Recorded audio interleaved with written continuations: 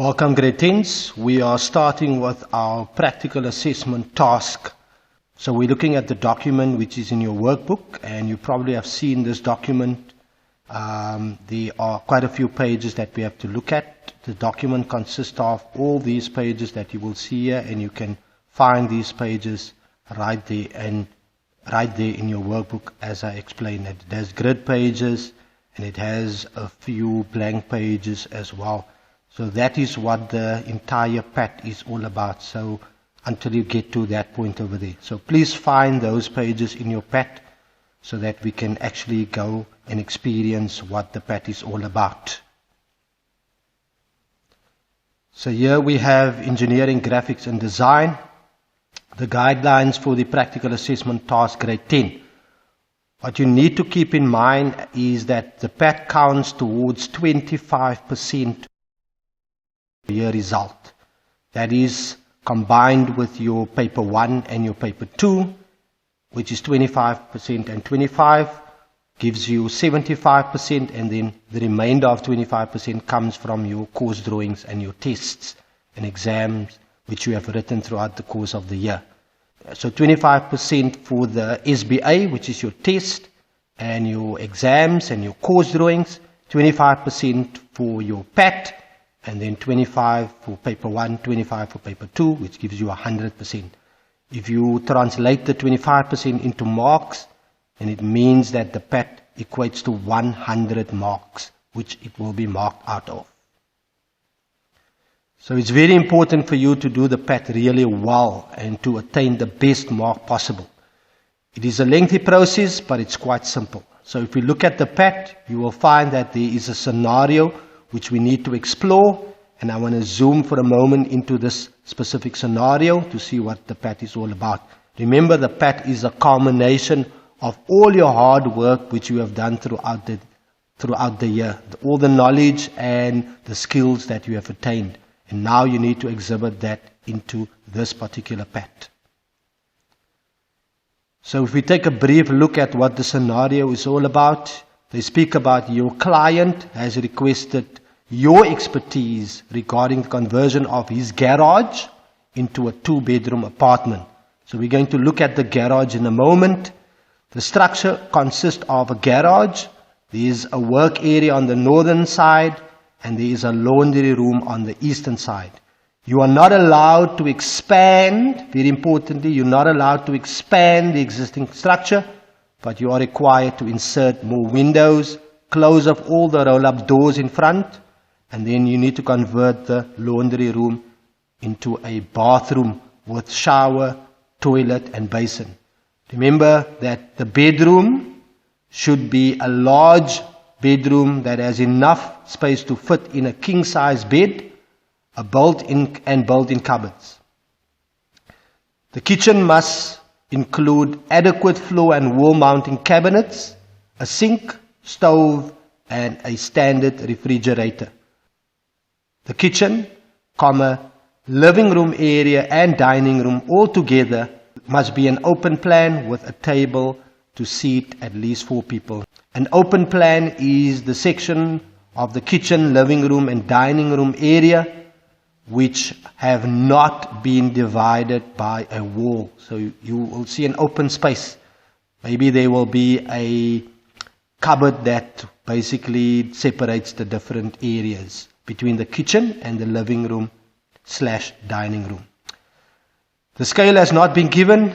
The dimension of the existing double garage and laundry has been given to you, and the south elevation. So we're going to be looking at that first. What are we talking about? So here we have the site plan of the house, of the garage and the house. You will see that there is the entrance.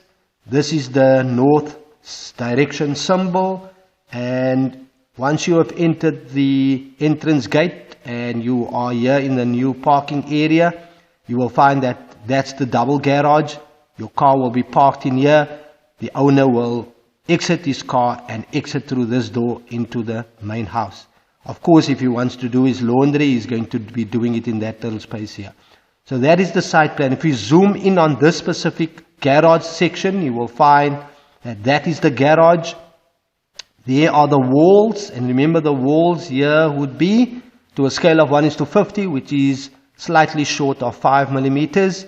There are the doors, the entrances to your garage and your washroom, and then there are the windows. Now remember, the wall here on the outside cannot be removed. You cannot expand.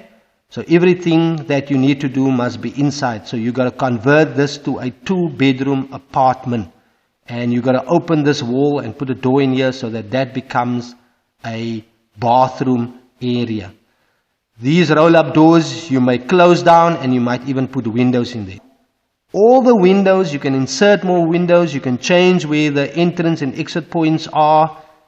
You can do all of those, but you cannot demolish this outside section of the garage, unfortunately. If you want to see what this garage looks from the front, there are the 2 garage doors, and then there's the opening that you will see here for the washroom, which will be converted into a bathroom. All the dimensions have been given in your south elevation as well as in your floor plan. And these dimensions are going to be divided by 50 later. The scale which we are going to be using, as we have done previously in all our activities, will be a scale of 1:50. Just keep in mind, but that will come a little bit later in your design. So here are all the PAT requirement presentations. You need to create a PAT file which contains of the following. There should be a cover page. Now keep this in mind because we're going to speak about these things in length. There's an index. There should be an index. There should be design requirements, specifications, constraints, and a management plan. You must have research with a bibliography, very important, so that you don't plagiarize. There will be 2 freehand drawings which you need to do. There will be continuous evaluation of your freehand drawings, and then there will be a formal floor plan which will be drawn from a selected freehand drawings which you will choose, and then of course you will develop that further into a section part to a scale of 1:20 as we've done in our activities. Remember, the floor plan will be 1:50, the section will be 1:20. There will be an east elevation which will be drawn, and then we will have a 1-point perspective of the kitchen area. And then of course, learners, your assessment forms will be added for me to assess all of these different sections of the PAT. These are your specifications. 4 of the specifications have been given. The walls are 230 millimeters in thickness, and it's a standard wall on a standard foundation, which we will look at, and the ceiling height will be 2.5 meters. So I'm just correcting that. It's going to be not 2 meters but 2.5 meters, which is going to be 2,500 millimeters if you want to convert it to meters. There must be tile flooring specifically in the kitchen. You might want to use some other floor finishes like carpet in the bedrooms, and perhaps even laminated flooring as well. There should be standard steel door frames and window frames available for the house. You might also make use of aluminium. So the part 1, which we are going to be focusing now, is going to be where you need to write a design brief, which consists of primary and secondary problems, and I'm going to speak about that. I'm just going through the overall picture.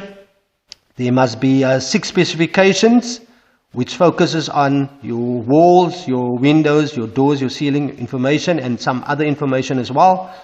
Now remember, 6 new specifications which will derive from this paragraph that you will see here. So 6 specifications will come from the paragraph, and then you will add it to the 4 given specifications which you will have here. And that will make it 10 specifications. You can of course use more if you want to, but there should be a minimum of 10 specifications. Then you must have 3 constraints. referring to the building within existing structures, placement of the washing machine, and perhaps the sliding door if you're going to use a sliding door or folding door. And then of course you need to do some research. You need to have a management plan, and the management plan will basically look at how you are managing each of these different sections of the pact in terms of the date that you have done it, so that we can see that you have done proper planning. Then you should do intense research, and the research components are: number 1, layout of 2-bedroom units; number 2, layout of small bathrooms; and number 3, layouts of small kitchens. Those are the 3 research activities which you need to do, and it has to be 1 page per research activity. And here we're only going to be looking at pictures. 3 to 4 specific pictures regarding those that's mentioned here. Then of course later on, we will be looking at your freehand drawings to possible solutions, where you're going to include the fridge, the double sink, the 2-seater couch, the front loader, washing machine, the dining room table, and the double bed. We will have a selection process where there's continuous evaluation of all the steps, where we look at a table, 5 criteria, advantages and disadvantages of each design, a basic grading scale which we will use to select, and then you need to give a comprehensive summary of the selected solution, and that's a paragraph which you are going to write. Of course, don't forget to add your bibliography, and those would be the links of all the pictures that you will find in your research. Your part 2 will come later as well, and I just want to touch on it. You will have a floor plan to a scale of 1:50. You will have an east elevation of 1:50, and then you are going to have a section which is to a scale of 1:20 and that will focus on the foundation to floor, which we've done in our activities, and you will end off with a 1-point perspective. This is basically the entire pack, but for now we're only going to focus on part 1 up until the research, which we are going to do, which is part 1. Now, grade 10s, to make things very easy for you, as I've mentioned, the first part is only a computerized section. It doesn't even include drawings. And to make it very easy for you, I've created a template that speaks directly to the instruction document which I've shown you, which I've gone through. Now, the first thing that we are going to do is going to fill in the information in this document. Now, this document is going to be either mailed or sent through WhatsApp to you. It's a Word document. It's editable. You will have to download this document either on your personal computer or on your laptop or on your iPad, alternatively on your cell phone. And you can download it on your cell phone. You just need the Word app. And the Word app you can download from your Play Store if you're using a Samsung device, or you can download it from the Apple Store if you're an Apple iPhone person. Okay, so once you've downloaded and you open up this document either on your PC or your cell phone, as I've mentioned, you will find that this template has all the main components which you need to fill in. So you can type in your school's name right here, whichever school you are at. You are going to type in here engineering, graphics and design, the subject which you are doing. Practical assessment tasks can remain. You can, however, add civil in brackets here if you want to. They have added civil. This is where you are going to import a picture from your perspective drawing. So nothing is going to be filled in here. Here I want you to type in your name and your surname clearly, and then you are going to type in your grade and the year, whichever year this is. Learners, please ensure that you change the font of the entire document. Do not use the font I'm using, and I'm using Times New Roman. You can even change the font size, but make sure that the structure of the document remains. So this document consists of 9 pages. If you change the font and the font size, it has to result to 9 pages. Right, so once the cover page has been completed, the next document is going to be the Declaration of Authenticity. Here you will type in your school's name, your initial and surname, and there you will sign the document. Later on, when you're going to print it out, if you have an electronic signature, you can import it into this space, and the date there. The date will probably be the end of October, so 30 October, and October being the 10th month. Please change the year if you need to. And then, of course, here I am going to sign once you handed it finally at the end. And that is going to be where I mark and sign this document off. This document informs me that all the work that you have done, and you are basically declaring that all the work that you have done is your own, and that you've not been assisted by anybody else besides me as your educator.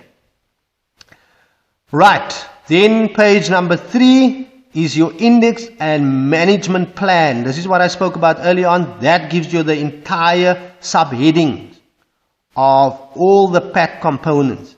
Here you will find in the management plan all the subheadings for the pack, starting with the design brief number 1, research possible solutions, selection of the possible design, your layout drawings, which will consist of 5.1.1 floor plan, elevation, and perspective drawing. And in this space here, you're literally going to type in the dates. And these dates don't have to be accurate. You can just fill in the date or maybe a week. So I might want to work from the 1st of October until the 5th of October, which is 1 week. And that is the date that I'm going to put in there, with obviously the year as well. And so you can have these in different weeks for the month of October, maybe even into November as well. So the dates will be different. It really doesn't matter. Or you can have maybe 2 days in 1 week. It doesn't really matter. The most important thing is that you need to have dates in here up until the very last date of the perspective drawing. We move on to the next part, which is your design brief. Here I've put some guided points for you to write a paragraph. Now you can split the paragraph into 2, or you can have it as one full paragraph where you need to profile yourself. And by profiling yourself, you're going to say who you are, which company you work for, where the company is situated, what you actually do at the company. And you can make this up and let it become a fictitious exercise. Probably something that you see yourself in the near future. So you can make up the company, you can actually make up where the company is situated. Then you have to look at what needs to be designed from the paragraph. So if you go back to the paragraph, all of these information will be retrieved from that paragraph. What must be designed? What are the reasons for designing this? Who are you designing this for? Where will the construction take place? So if you look at all of those questions up until the second last bullet, if you go to your document here, you're going to find all the answers here. You know, converting the garage into a 2-bedroom apartment, and you're going to make up your client, whoever the client is, and you're going to give reason. Why do you think the client wants to convert his garage into a 2-bedroom apartment? And you have to supply reasons for that. And it could be for financial gain that he is planning to do that. And for that you need to state in that paragraph. If you go back here, what process will you follow assisting your client? So here you can actually find out what is it that an architect does when he is going to plan to do a project with a client. take us through the various steps. That could be the next paragraph that you will be writing.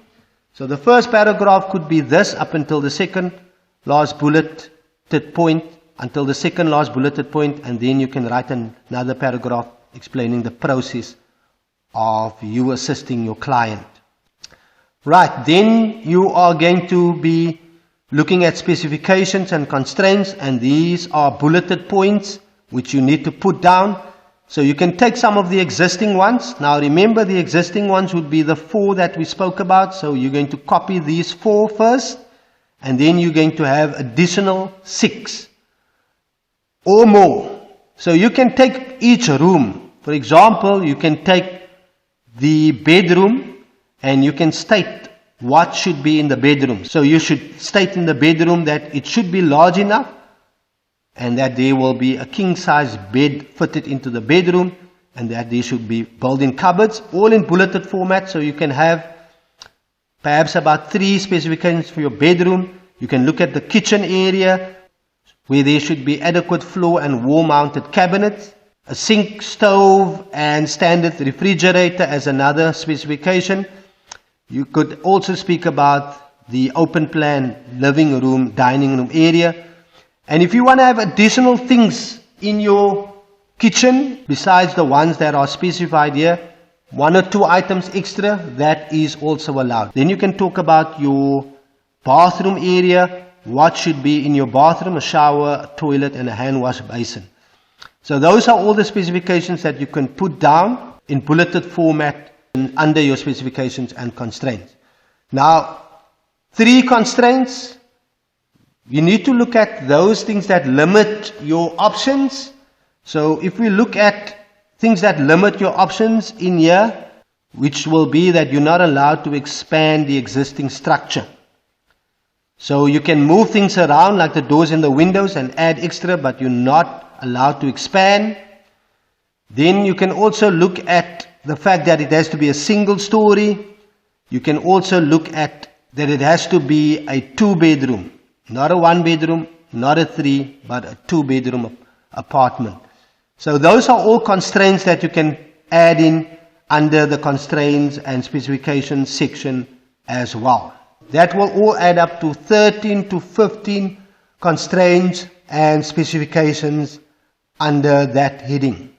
We have 3 research activities which we need to do. Research 1, focusing on the layouts of 2-bedroom apartments. And here you need to have 3 to 4 pictures only. And remember to copy the link to those pictures as well. And then you will have research 2, which will be layouts of small bathrooms. And research 3, layouts of small kitchens. Then of course, your bibliography page will be right there. Now to give you an example of what you should do here, the simple thing is to literally copy this heading and to go to your Google page. So once you have copied, you can paste that into your Google search bar. You enter, you will find pictures, you go to images, and there will be many apartments or homes. I can choose a 3D one or a 2D one. If I, for example, choose this one here, I will right click, copy the image, go back to my page here, and I will simply just copy that picture right there.